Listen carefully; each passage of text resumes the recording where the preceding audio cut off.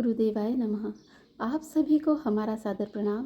आज हम अद्भुत आश्चर्यजनक किंतु सत्य इस पुस्तक के 15वें भाग को सुनने वाले हैं, जिसका नाम है नतमस्तक हो गए बनवासी लुटेरे।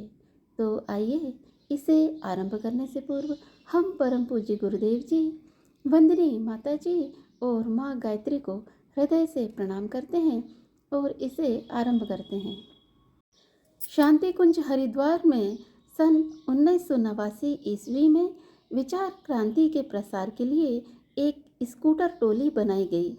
तय हुआ कि टोली बड़साड़ से स्कूटर से चलेगी, प्रचार प्रसार करते हुए शांति कुंज पहुंचेगी और 3 दिनों तक वहां रुककर दूसरे रूट से वापस बड़साड़ पहुंचेगी।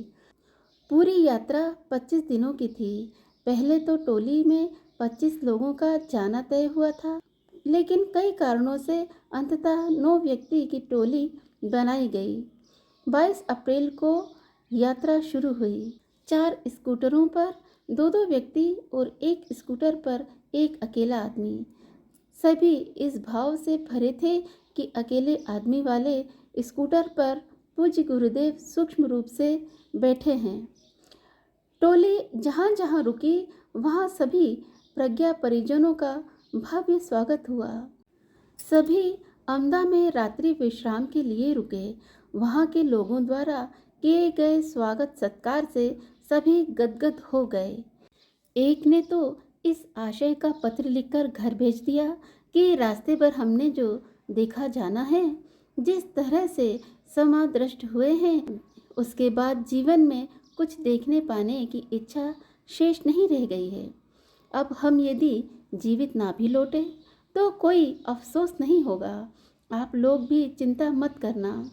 उत्साह और उमंग से भरे सभी शांति कुंज पहुँचे तो उन्होंने देखा कि द्वार नंबर 2 से लेकर जहाँ अभी गुरुदेव की समाधि बनी है, वहाँ तक दोनों तरफ लोग हाथों में फूल लेकर खड़े थे। गेट के अंदर प्रवेश करते ही इनके ऊपर पुष्प वृष्टि होने लगी। सभी अभिभूत हो गए। 3 दिनों तक शांति कुंज में रुककर यह टोली बड़साड़ के लिए रवाना हुई। 3600 किलोमीटर की इस सड़क यात्रा का वापसी का रूट दूसरा था। ये लोग रोज 400-500 किलोमीटर चलकर रात्रि विश्राम करते थे। वह रात्रि को 10-11 बजे के बीच खाना खाकर सोते थे और सुबह 4 बजे अगले पड़ाव के लिए निकल पड़ते थे। गर्मियों के दिन थे, लेकिन तेज धूप में भी इन्हें ऐसा लगता था जैसे एयर कंडीशन गाड़ी में सफ़र कर रहे हों। कहीं कोई थकान नहीं, हर पल तरोताज़ा। विचार क्रांति के बीच बोता हुआ यह काफिला इंदौर पहुंचा। शाम के 5 बजे जब ये अगले पड़ाव की ओर चलने को तैयार हुए तो वहाँ के लोगों ने इन्हें आगे जाने से रोका। कारण यह था कि इंदौर से आगे दाऊद और उसके आसपास का इलाका भीलों के उत्पात के लिए प्रसिद्ध था। रात के समय इनके द्वारा राहगीरों को लूटकर उनकी हत्या कर दी जाती थी, लेकिन युग शिल्पियों को मौत का भय भी रोक नहीं सका। उन्हें निर्धारित समय के अनुसार अगले पड़ाव पर पहुंचना ही था, इसलिए स्थानीय लोगों के लाख रोकने पर भी सभी पूज्य गुरुदेव का स्मरण करते हुए आगे बढ़ चले। रात गहरी होती जा रही थी। सड़क पर दूर दूर तक सन्नाटा पसरा हुआ था। सड़क के दोनों ओर बड़ी बड़ी झाड़ियाँ थीं, जंगल ही जंगल था। 5 स्कूटर आगे पीछे तेज रफ्तार से बढ़े चले जा रहे थे। अचानक अगले स्कूटर सवार ने गाड़ी की रफ्तार बहुत धीमी कर दी।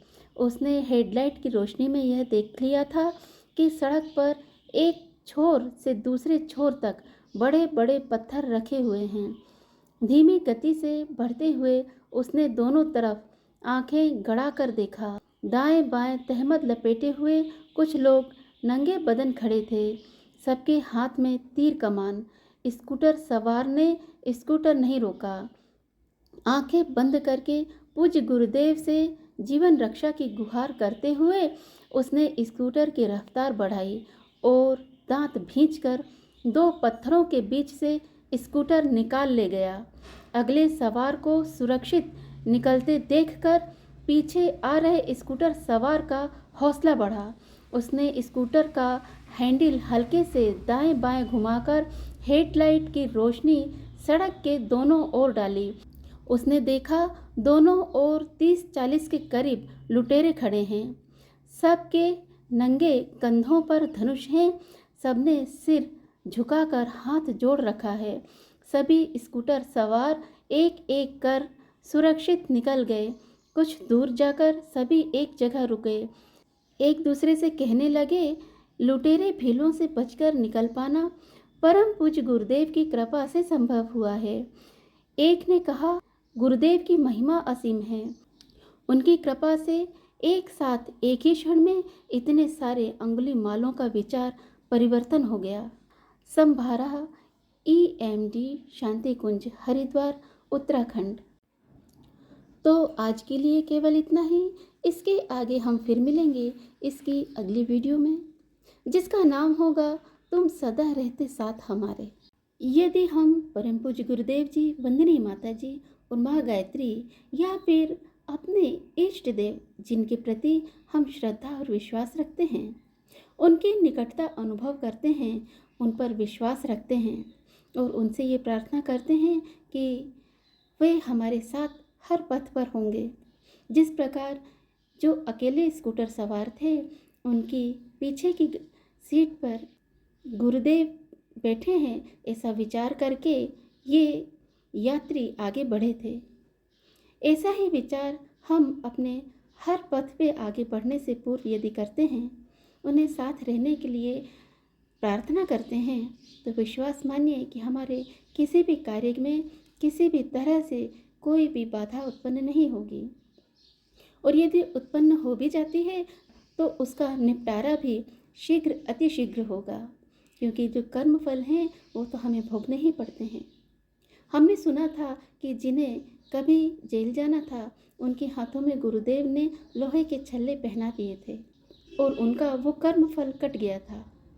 तो ऐसे हैं हमारे गुरुदेव जी, ऐसे हैं हमारे इष्ट देव।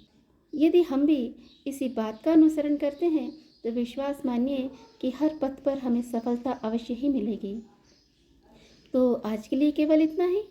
यदि मुझसे कहीं कोई भूल या चूक हो गई है तो कृपया आप उसे क्षमा कीजिएगा। यदि मेरा ये चैनल आपको पसंद आता है तो उसे आप लाइक, शेयर और सब्सक्राइब अवश्य ही कीजिएगा, ताकि हमारे सारे ही नोटिफिकेशंस आपको समय पर उपलब्ध हो सकें।